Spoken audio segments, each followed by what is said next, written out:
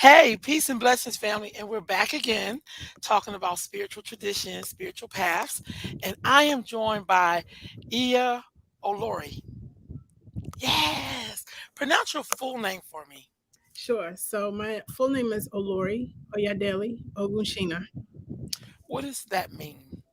So Olori is a title. It means queen, which I am. I was coronated or crowned in the Republic of Benin back in 2003. Oyadele means Oya is here. Oya has come back home.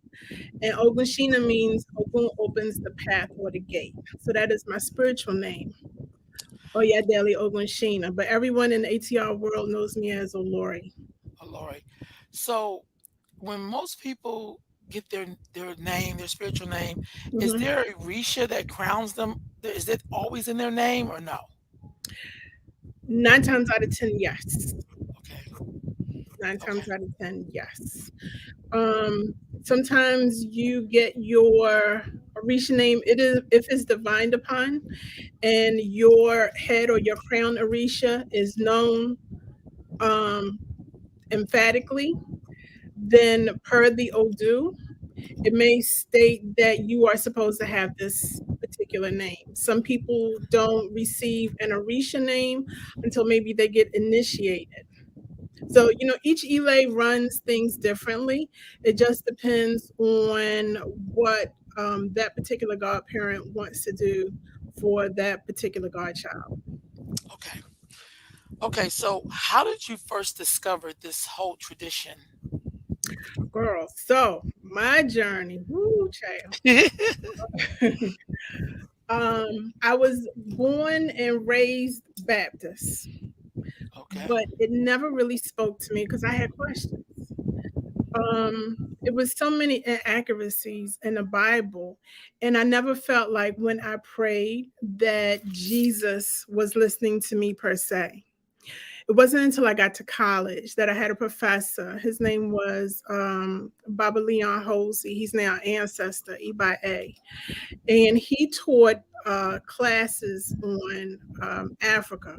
One of the classes was People in Politics of Africa, where he introduced to us African belief systems. He taught us to reprogram our thinking and stop calling it a religion because religion means that it's man-made and it's dogmatic. So he said it's a belief system, and he focused on at the time Akan, which is out of Ghana, um, Asar Asat, which is out of Kemet or Egypt, and the old schoolers used to call Isheshe Yoruba, and those were the main three. And so after I graduated from Coppin, because I'm a product of an HBCU, All right. Where'd you go? Coppin State in Baltimore, I went to All right. Virginia Union for 2 years in Richmond, and then I graduated from Coppin. All right. When I graduated from Coppin, I got a job down in DC, and this was in the mid 90s. And so I started looking for traditional houses to join. I specifically wanted a house where everyone looked like me. Okay. And so I went to and I saw a set service, and no shade to them, I was bored out of my mind. I was just bored. It was too laid back for me. I went to an Acon, which is an Akan service. Loved it, absolutely loved it. But it didn't call me as loud as Ishe Shay. And so I was on a journey to look for an Elay, which is a spiritual house in DC. Unfortunately, when you are a practitioner, sometimes you don't have the luxury of having your spiritual house in your backyard. So my first Elay was in New Jersey. But let me rewind. When I was in college, um, Baba Hosley decided to have an age grade society, which he said was comparable to Greek fraternities. He couldn't understand how Black folk wanted to be in a sorority or fraternity because, like Asa Hilliard said a long time ago, You suffer from double consciousness when you try to be a black Greek. There's no such thing. But I digress. So I got chosen to be a part of um, his female age grade society. And part of our initiation process was to go down to Sheldon, South Carolina, to Oyotunji African Village. And so he wanted to see how we would conduct ourselves in the African village if we could hang. And we went down there and I was hooked. You know, everyone there looked like us.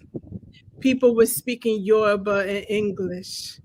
Um, Everyone had on African clothes. It was, you know, drumming and singing. Everyone was warm and welcoming. And I said, this is it. This is where I want to practice.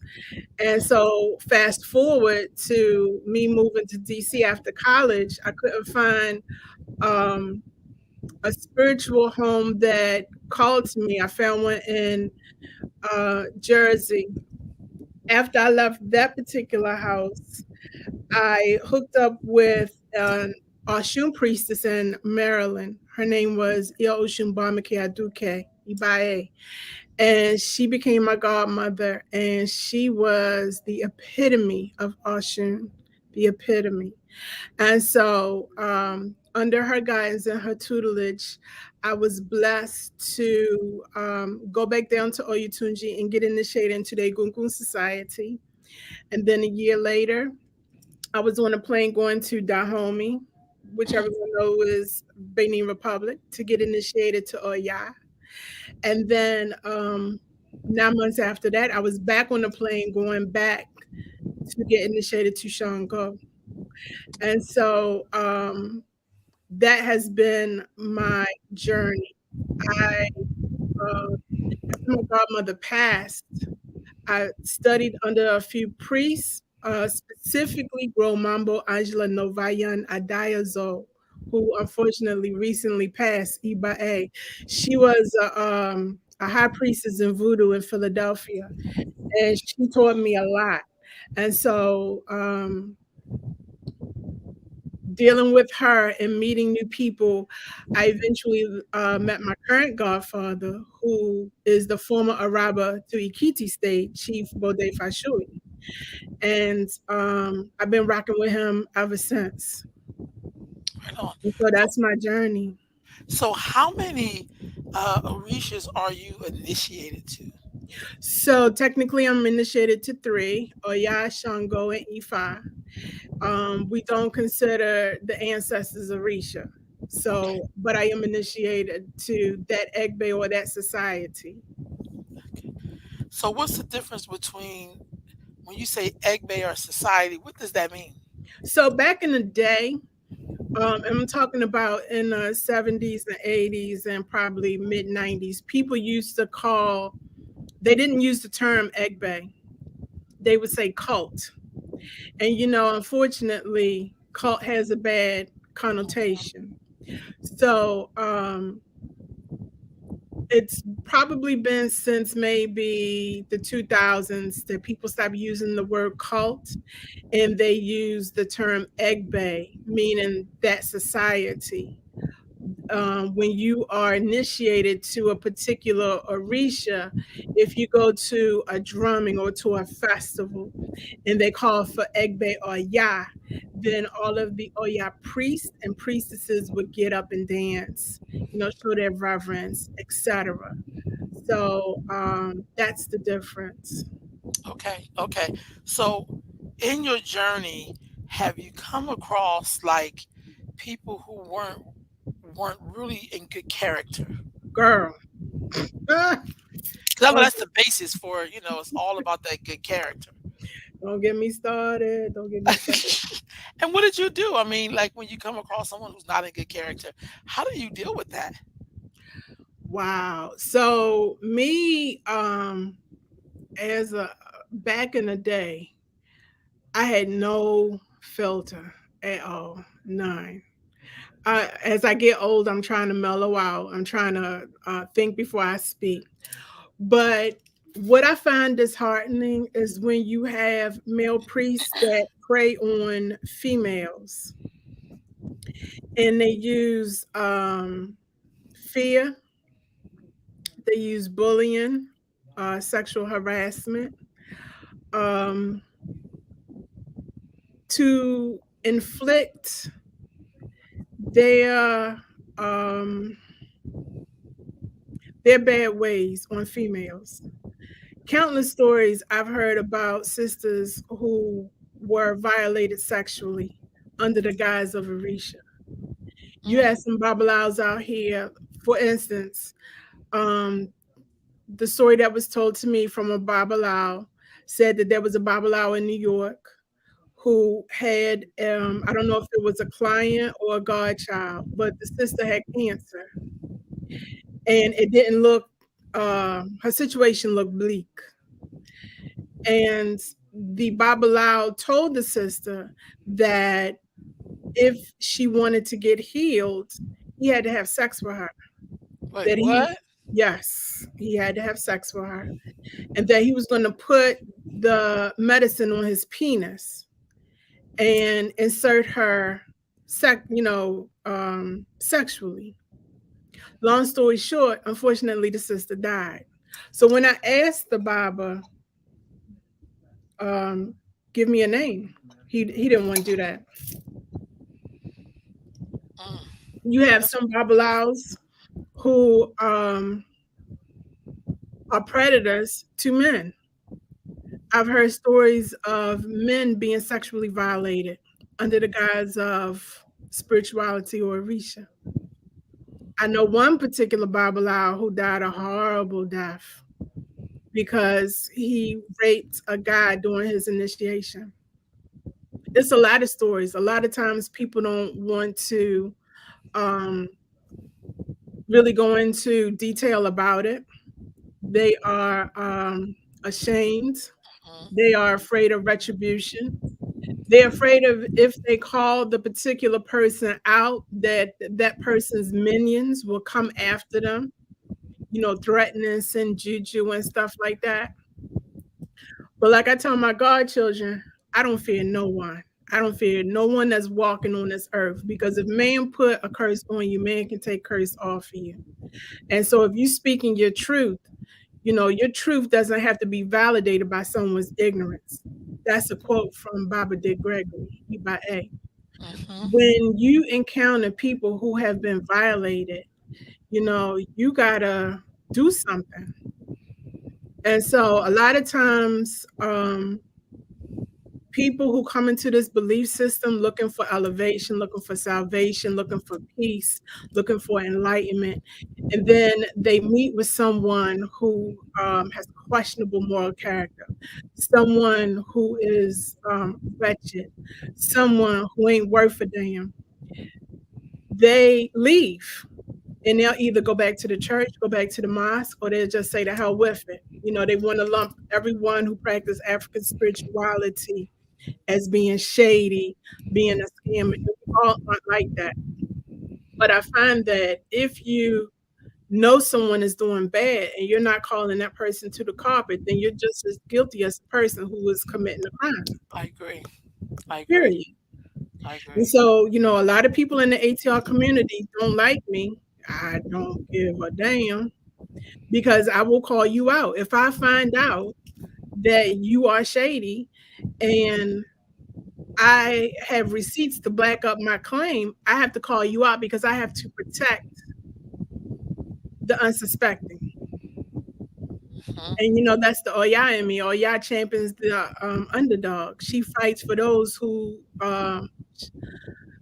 have no voice. She gives a voice to the voiceless. She empowers those who are powerless.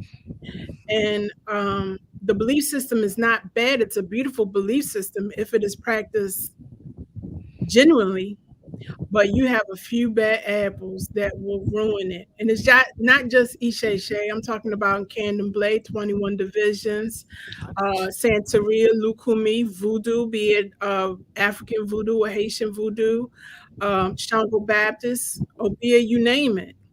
It depends. We got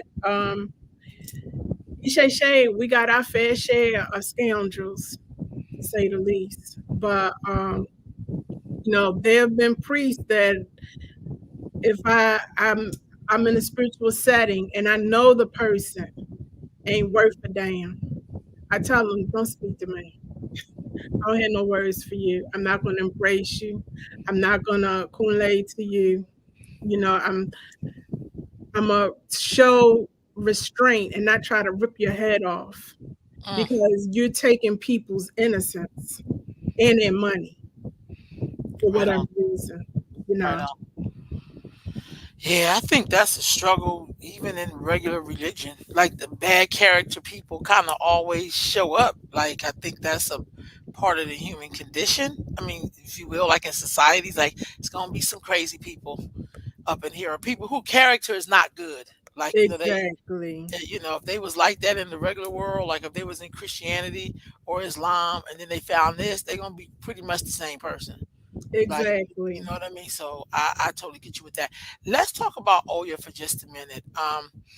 Um, I remember first coming into the tradition and someone telling me about Oya, and all they could tell me is that she's the cemetery gates, and they give you all the scary stuff, and I'll be like, oh my god. So, could you tell me, since you are initiated to her, what is Oya about? So it's Aya, Oh yeah. Aya, and her name literally means she tore. So she is the tempest. She is the water deity. Keep in mind, she's African, but over here we equate her, or she's been equated with the cemetery. So Oya governs over the um, Niger River. She was Shango's favorite wife. It is said that excuse me, it said that Shango cannot go into battle without Oya. She is from Iraq. She is a queen in her own right. She's the queen of the marketplace. So she is about her coins. She is about money. She is a very shrewd businesswoman. Oya is the mother of nine. So she gave birth to Egungun. Oya is the last breath you take before she ushers your spirit into the spirit world. Yah has the ability to call forth the dead or to send them back. She is good friends with Iku because she works alongside spirits. So a lot of people think that Oya is just this, tall Amazon who wears a beard and is scary. But Oya is graceful. Oya is a queen. Oya is beautiful. Oya is powerful. As I stated before, she champions the underdog. My elders in Dahomey told me that no one, specifically no Orisha, wants to go to war with Oya because they would absolutely lose. Oya is just that powerful. She is the wind that you feel um, on any given day. She can come in the form of a hurricane or tornado.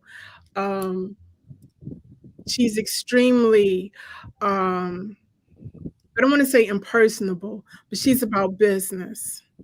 Hmm. You call upon Oya when you absolutely need to get something done because I always tell my godchildren, if you need something done correctly, get a Omo Oya, which means child of Oya to do it. And it'll absolutely get done. She isn't about, excuses, a whole bunch of who shot John and what happened was. Right. She's about getting the job done. That is Oya. And so a lot of people are afraid of her because they really don't have too much information written about her from a Black perspective. I'm currently writing a book about Oya from my experience in Dahomey. And so part of my book will have me to go back to Dahomey so I can interview some elders there who can go more into depth because I want my book to have pictures and hopefully I can do a video too About, oh yeah, because we need more books written about the Orisha from a Black perspective. Right Her on. voice needs to be heard. You know, sometimes it gets a little disheartening. Everyone wants to be a child of Ashun, or everyone wants to be, you know, a child of Yemaja. Every male wants to be a Shango. Hmm. But, you know, when you talk about Oya, the only time they think about Oya is around Halloween. Oh That's wow. it. And it's like, no, you know, Oya, um, membership has its privileges. If she selects you to be a part of her egbe or her society, baby, you win. Because I don't know no broke Oyas. Right You on. know, my Oya has taken me wherever I want to go. I'll go to her and say, I would like to go here, here, and here. And she'll make it happen. So it's a lot of misconceptions about Oya. But I tell folk, unless you get on a plane and you go to the source where the belief system is practiced, you can only speculate about what you heard, Right thinking on. the truth. So, with that being said, you brought up Dahomey. I wanted to ask you, did you see The Woman King at all? Yes, ma'am. I sure All enough right. did. So, and you talked about Dahomey. I'm sorry, I made to show that again. You talked about Dahomey, and um, first of all, how did you feel about The Woman King? Because um, um, I mean, how can we talk about Dahomey? I liked in the film they did have some Ifa in there, Shay Shay in there, but what did you think about it? And did it put you in the mind of Oya at all? Or Yes. okay. What I loved about that movie, because I wasn't going to go see it. I was going to wait until um, it came, I was able to stream it. And then I was going to go, you know, I was going to watch it either on Netflix or Amazon. And the sister, Aloye Taisi Abiye, who wrote the Isheshe workbook, she said, no, sis, you got to go see it. So I was like, okay. I love that movie so much. Now, it's not a documentary, Right, it's edutainment. It's a movie. right. And so what I shared with the Aloye was that you saw different aspects of Oya in that film, Mm, especially at the end, um, after it was all said and done. You saw a softer side of Viola Davis's character. People think that us Yas are just all, you know, 24/7. No, we do have a softer side too. Um, I love the fierceness. Um, I love the passion. It's so much I want to say about the movie, but I don't want to give away any spoilers. You know I what I mean, mean? I done seen it 4 times. I've been taking young girls to go see the movie. Like some were going tomorrow. You know what I mean? So I teach a lot of schools because Yeah, I just think it's so empowering. Like, how it's could you not feel very empowered? empowering. Um, what it shows is that no matter what, they each had one another's backs. Hmm. Even during adversity, you know, at the end, when Oba got what he got, I said, the elder said, no man wants to go to war with Oya because you Hmm. will absolutely lose. And he did. And so he got what he got. To me, that movie was beautiful. Yeah. Aside from the fact of the history, again, it's not a documentary. Right.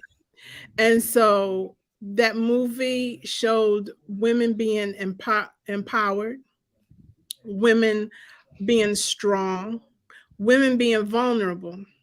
Hmm.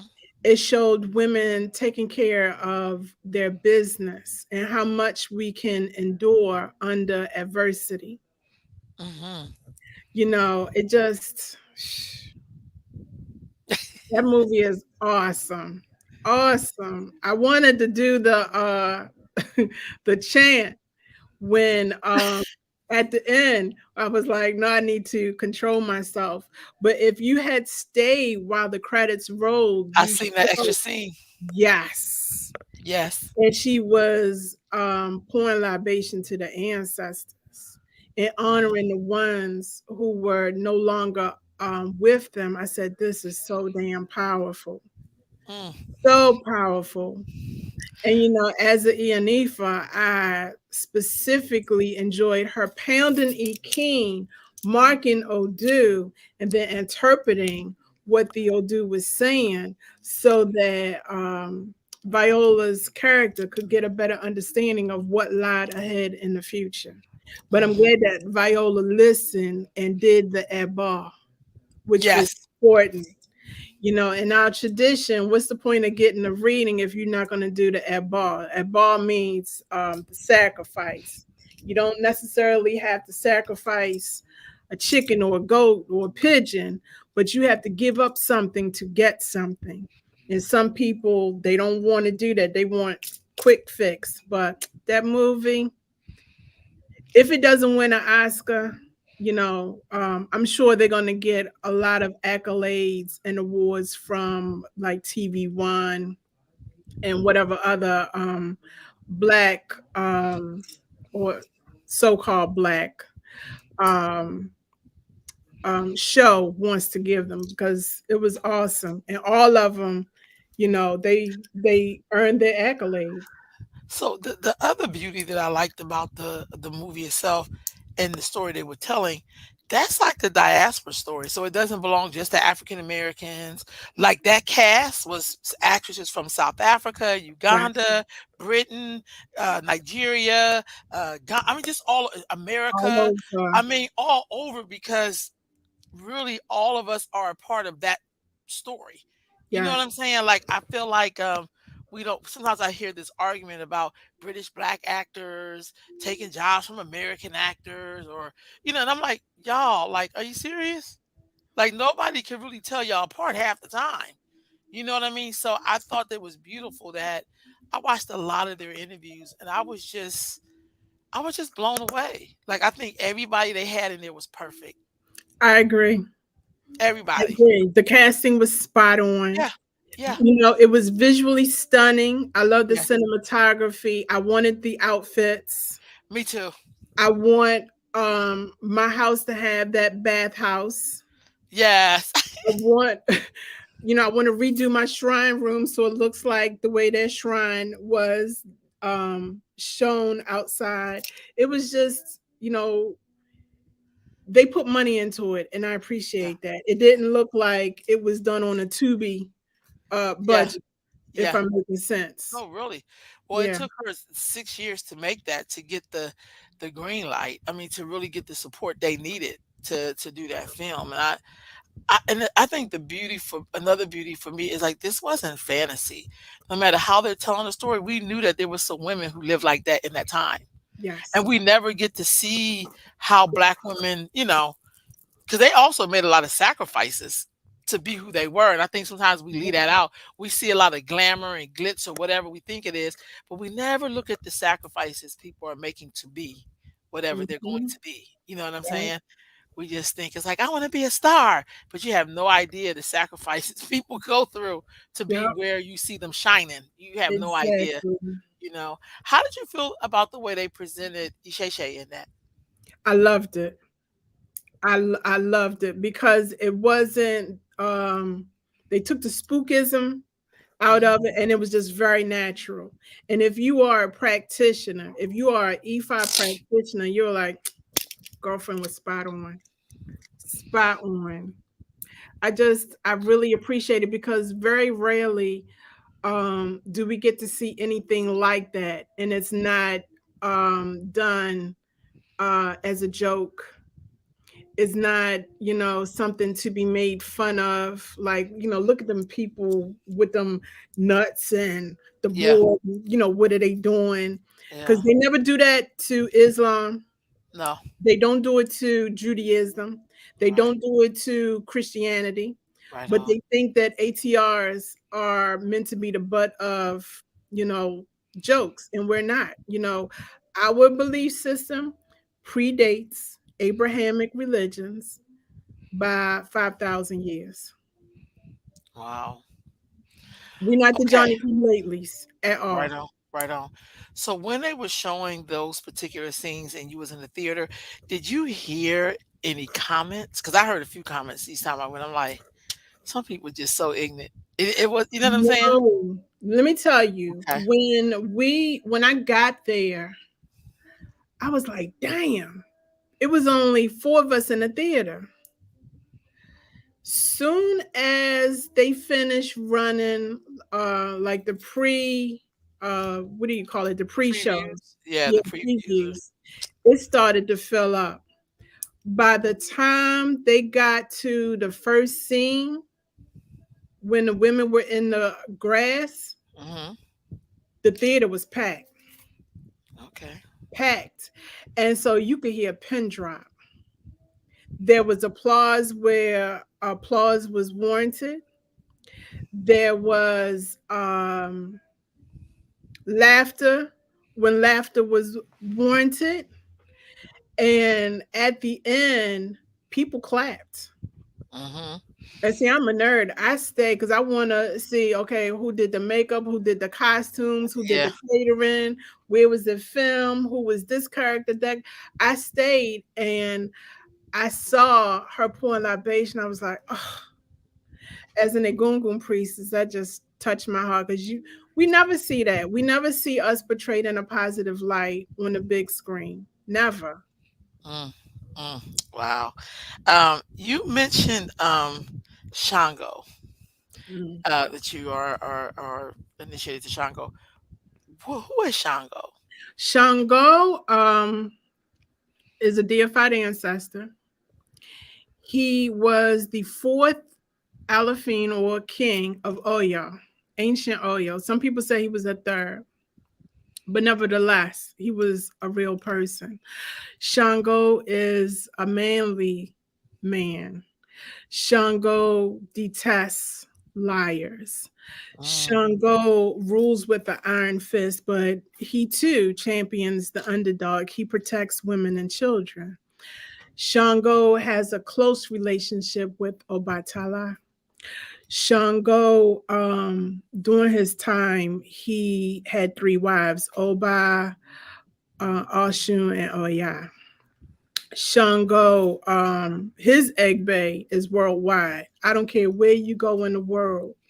If you say Shango, everyone, be they in Brazil, Trinidad, Cuba, Puerto Rico, DC, New York, South Africa, they know who Shango is. He's a very powerful deity. He, when it's thundering and lightning, he's that boom that you hear, followed by the lightning. He is powerful, very powerful.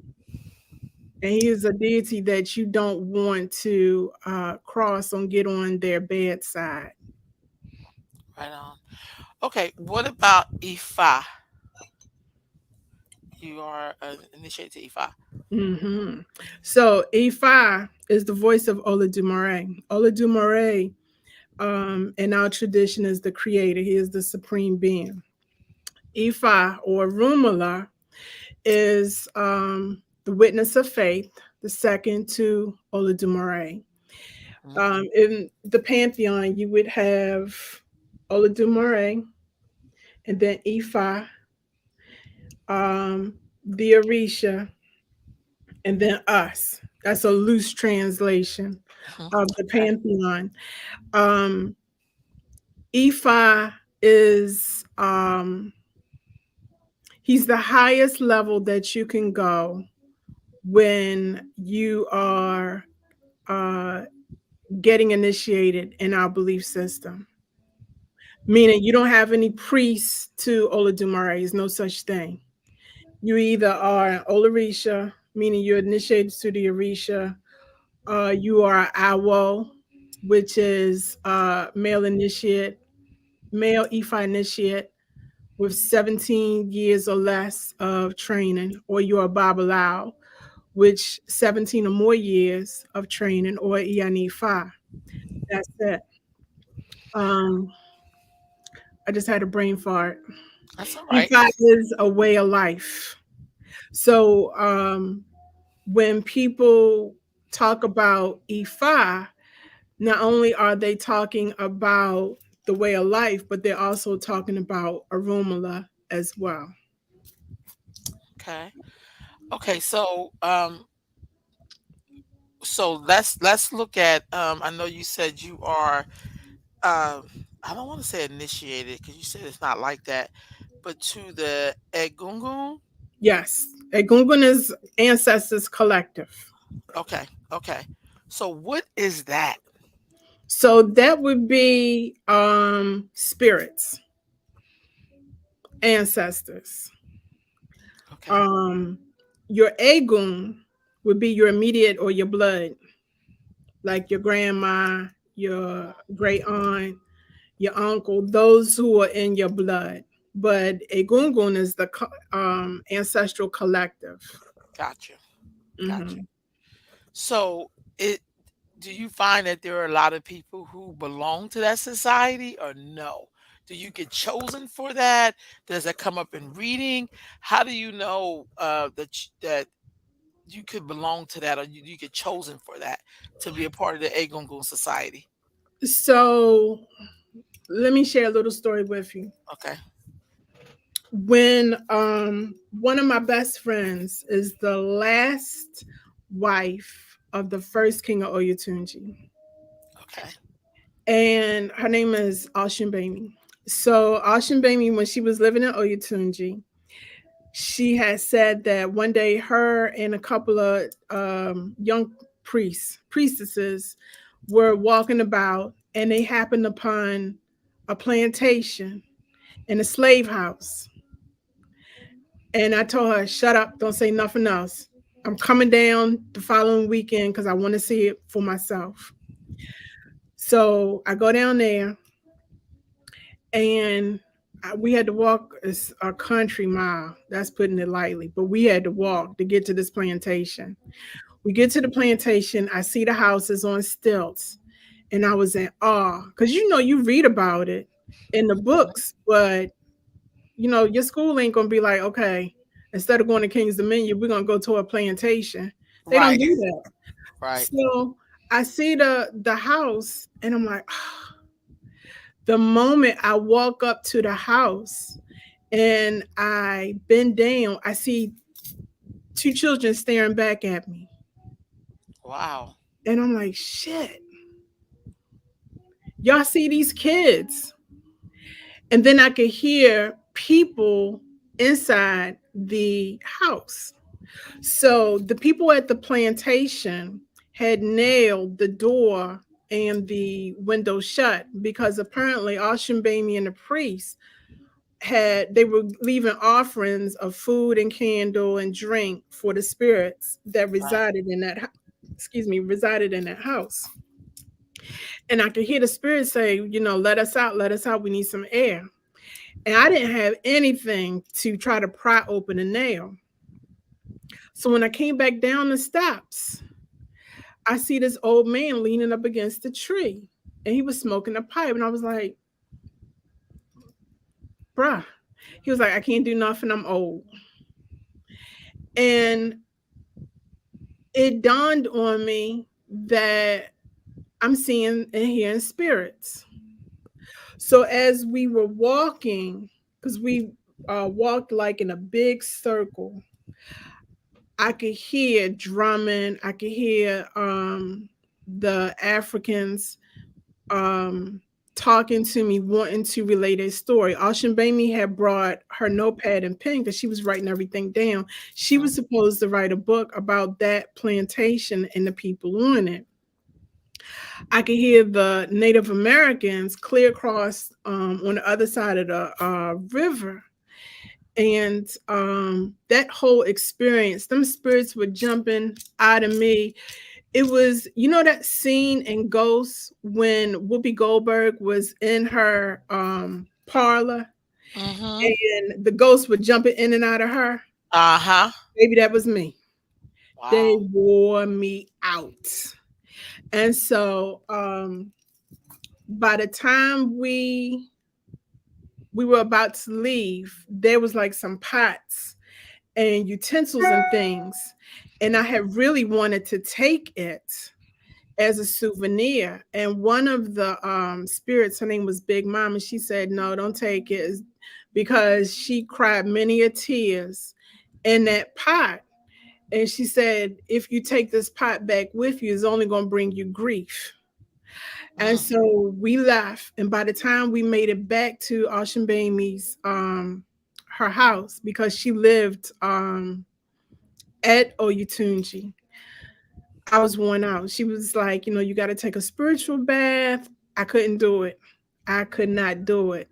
So she told Kabiesi, the Oba of Oyatunji, the first king, what had happened.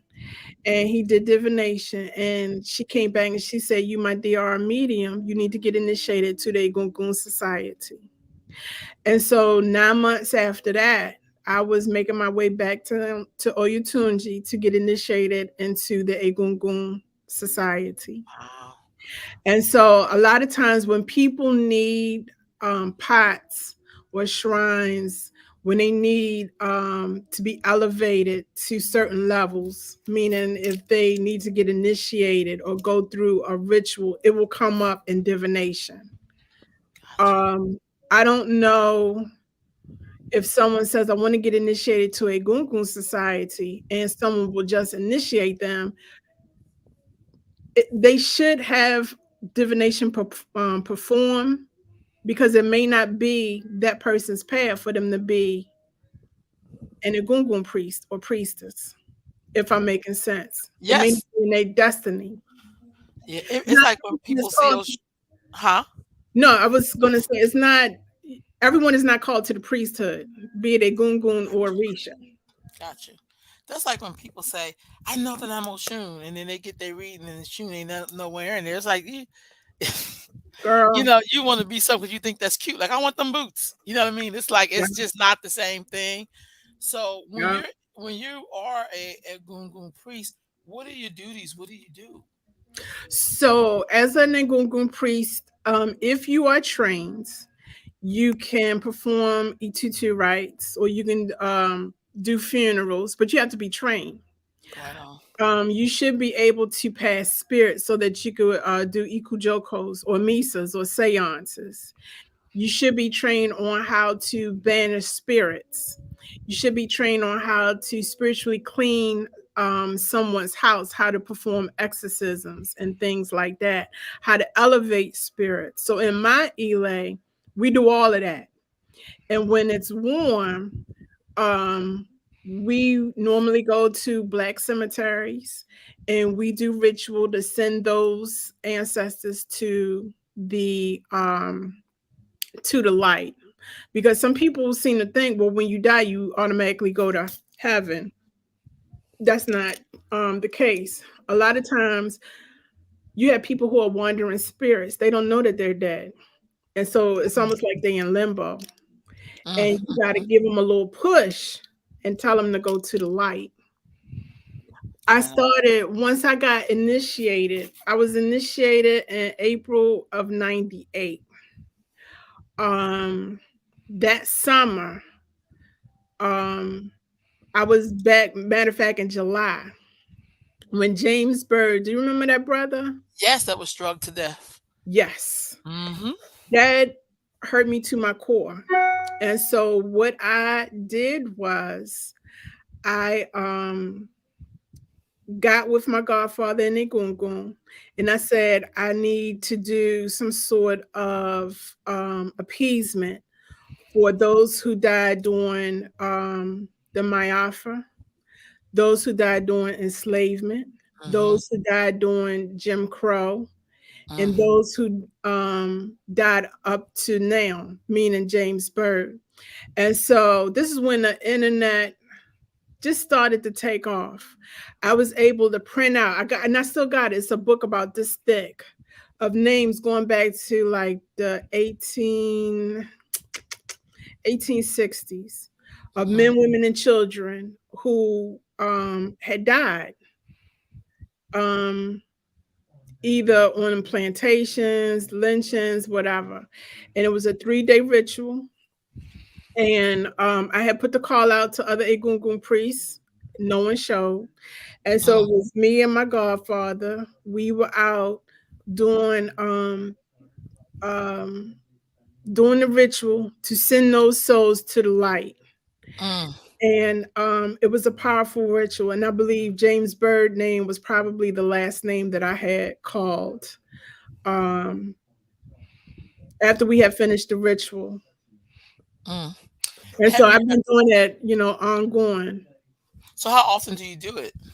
Are you? In the summertime, we haven't had a chance this summer, unfortunately, because I've been so busy doing spiritual work damn near every weekend if I wasn't traveling. But last year, my godchildren will tell you, every Sunday we were in the cemetery uplifting spirits. So I do it as often because I've been tasked to go to black cemeteries first and send those souls to the light before I can go to other cemeteries or graveyards and worry about those African. And when I say African, I mean black folk. I get that.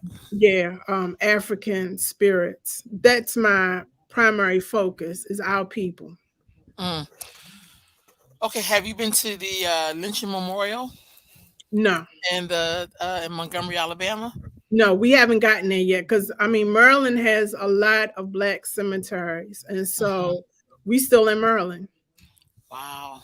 Wow. Yeah, it's a lot because my goal is to go every place where it's black cemetery. Because unfortunately, a lot of the black cemeteries and graveyards I are get that. forgotten. Mhm. And so when we go, we do the best that we can, and we don't leave because I will divine to see, okay, have we successfully done what we came here to do? And a lot of times we got to come back and we got to do other things. We might have to sacrifice an animal or two, but we do what we got to do. Right on. I think that's important. I really do because I think there's so many stories there that we don't even know. Mm-mm. You know what I mean? So that's really really important work. Thank You you. you mentioned your elay. What is an elay and what is the purpose of an elay? So, Ile means spiritual house in Yoruba. The purpose of it is to groom the next generation of priests. So when I can't say when I retire, but when I'm no longer on this plane physically, then I'll feel confident that my godchildren can pick up the mantle where I left off.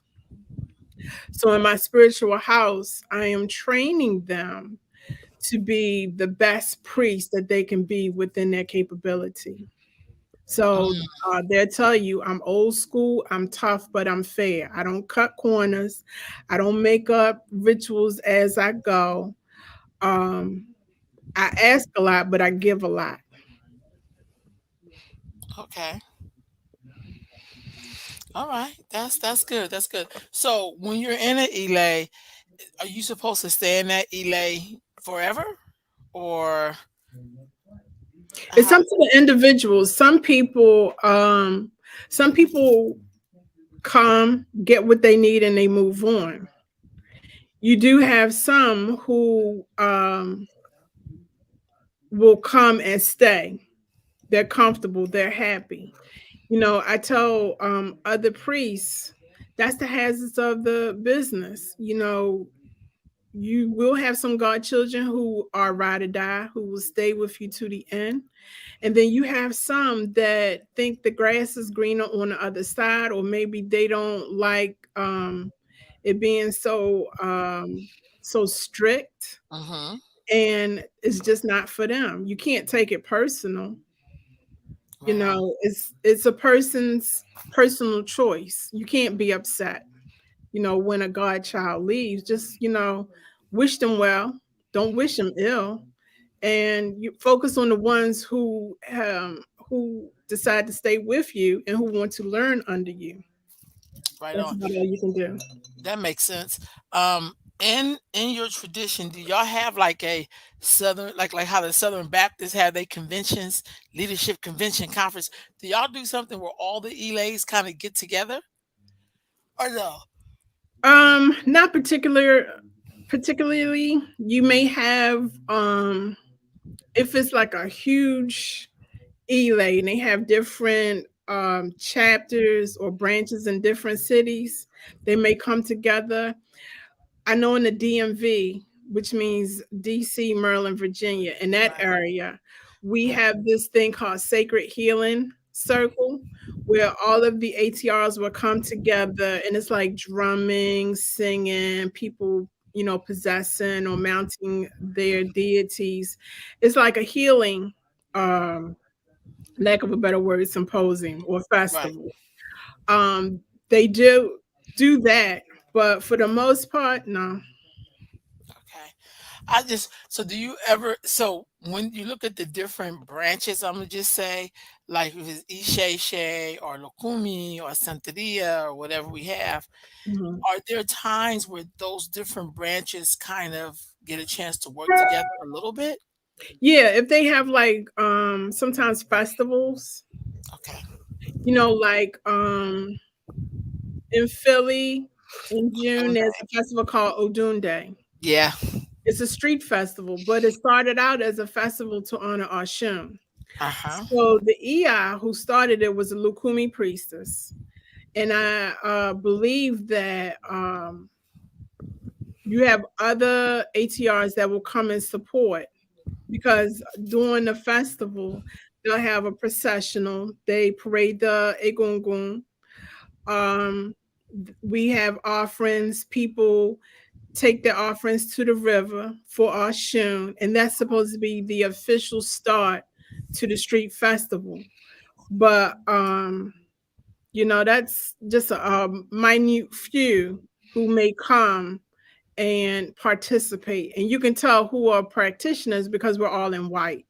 Some of Right us on. may wear our Orisha accents, meaning by me being a child of Oya, I might have on white, maybe a purple hat wrap or a purple Gotcha. arrow. You know, someone, if they are Ogun, they may have on green, white and green. So it just depends. Okay. What is the purpose of all the white? So white, white is light. White, white keeps you in check, meaning you're not gonna cut up and act a fool when you in all white because you know that you are doing something spiritual, and so you kind of don't want to get dirty. Sometimes it's unavoidable. You know, there's a thing you have your working whites, and then you have your festive whites. So when you see practitioners and are white, then you know that they um number one that they are ATR practitioner. Mm-hmm. Number two, they're probably going to a function, and it just shows respect for the Orisha. Sometimes you can wear other colors. Yes, you can wear other colors, but white it shows your humbleness and servitude to the Orisha. Right on. Right on. What do you call it when someone is just starting their journey? Is there a certain name for them? Yeah, so Alejos or Alejos are outsiders. Once they find a Elay and they join, but however the protocol is to join that particular Elay, then they become an Aberisha. If they go through the ranks and get initiated to the priesthood, to the Orisha, they become an Olarisha. or they become a Baba or Iya. If they are called to Ifa, then they become an Awo or a Babalao or an Iyanifa in our tradition. Okay. What are the differences between all of those different traditions? Are there like little idiosyncrasies or are there major differences? Yeah, there's major differences. I remember a long time ago when I went to a fete. A fete is a festival or drumming in Haitian voodoo. Mm-hmm. And one of the Loa came down. They said that the land would dictate how the religion will be practiced. And so, for example, take Candomblé. It said that outside of Nigeria, that Brazil has the second largest Population. population of Black folk. So Mm. those who practice Candomblé, um, they do so, but they speak Portuguese. Mm.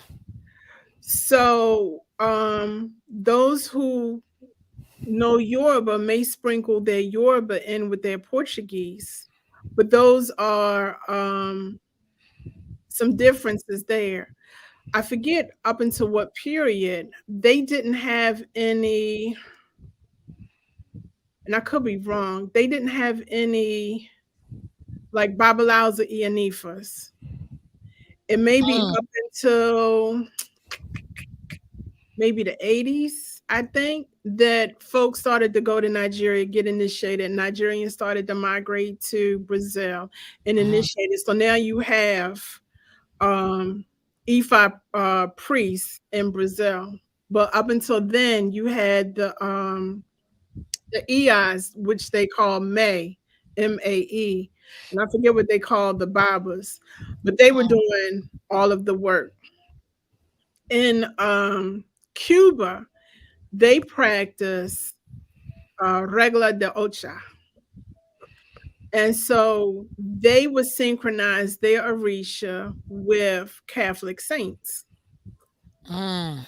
So they would sprinkle their Yoruba with Spanish. And so that's how the wherever the African was dropped off during the Ma'afa. And for those who don't know what Ma'afa is, it means transatlantic slave trade.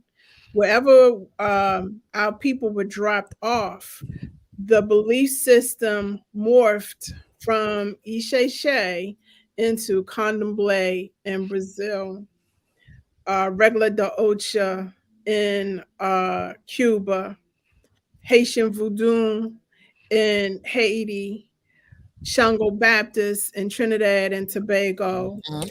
um, Obia in Jamaica, Santeria in Puerto Rico. You understand what I'm saying? Yes, ma'am. Okay. So that's how the belief system morph. But make no mistake about it. Ishe is the foundation from which all Orisha-based religions sprout. Why?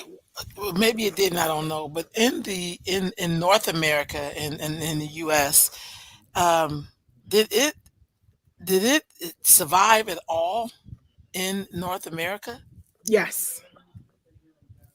Okay. Yes. If someone says no, they full of shit. Yes. Okay. It Okay. survived. Could you give me an example? You're looking at her. It survived. Okay, I get that. Yeah, it survived. When I was on my journey, and this is no shade to the Lukumi folk, I never felt the need to learn Spanish to practice an African religion.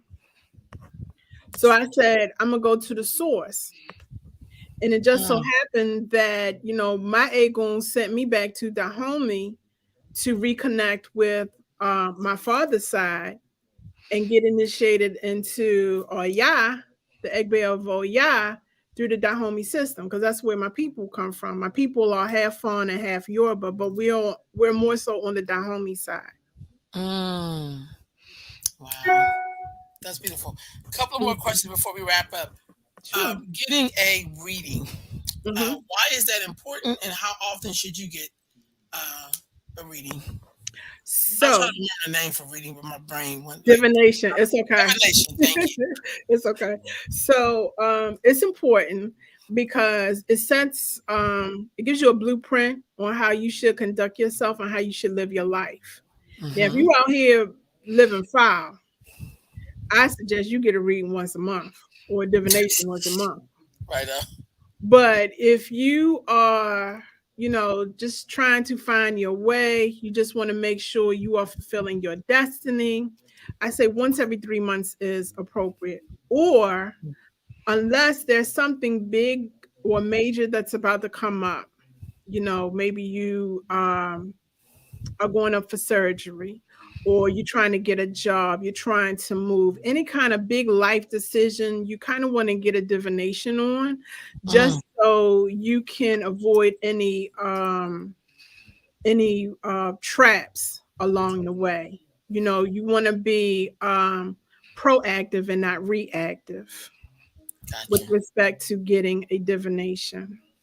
Is most important. I tell my clients, please don't wait until shit hits the fan. Mm, You want to avoid that by getting a divination.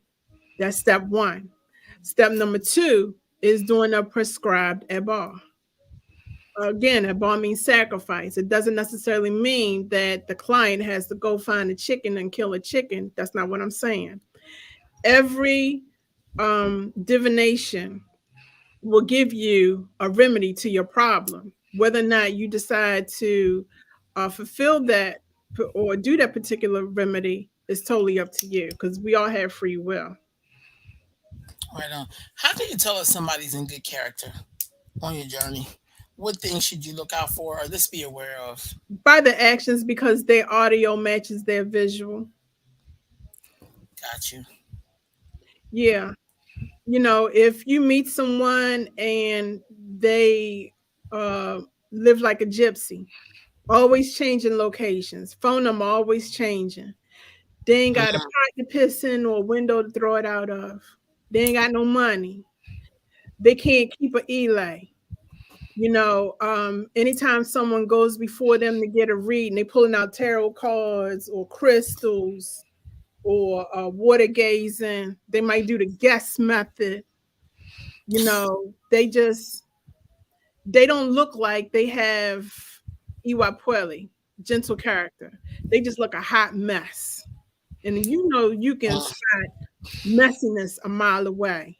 that's That's the fantastic. person you want to, I tell folk, run fast, run in the opposite direction. Because your Ori, your spiritual third eye would be like, there's something not right about that particular person. And you need to recognize that red flag. And just don't think that it's gas. Oh God, yeah. Look, I so enjoyed talking with you. I think you gave us a lot of information. And I thank you so much for spending this time with me and just talking with me. So I'm gonna wrap this up. You have any parting words? But then don't hang up. But you have any parting words? No, I just hope that I've enlightened some of you all. And feel free to reach out to me on Instagram. My handle is Afri_Bohemian_snob at Instagram. Facebook, it's Olori Oyadeli Ogunshina.